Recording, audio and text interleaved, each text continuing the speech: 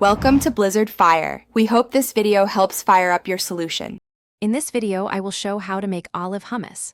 First, let's gather our ingredients. You'll need one 15-ounce can of chickpeas, drained and rinsed, plus 1/2 cup of pitted Kalamata olives.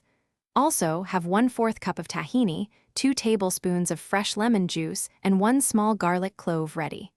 Don't forget 2 tablespoons of good olive oil, 2 to 4 tablespoons of water, and a pinch of salt to taste. These fresh components are key to delicious hummus.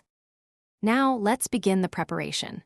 Start by combining your drained and rinsed chickpeas, tahini, fresh lemon juice, and the peeled garlic clove in a food processor.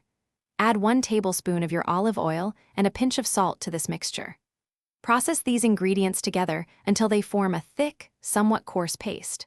Remember to pause and scrape down the sides of the food processor bowl a few times to ensure everything is well combined. To achieve that perfect creamy texture, gradually add water, 1 tablespoon at a time, while the food processor is running. Continue until the hummus reaches your desired smooth and spreadable consistency.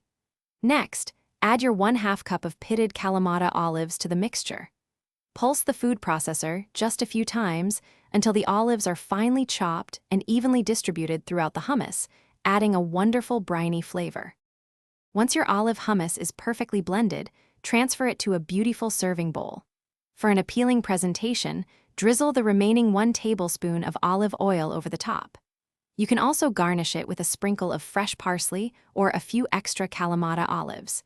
This delicious dip is wonderful with pita bread, fresh vegetables, or as a spread.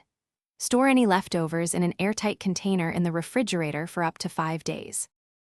Thanks for watching. If you found this helpful, don't forget to like and subscribe.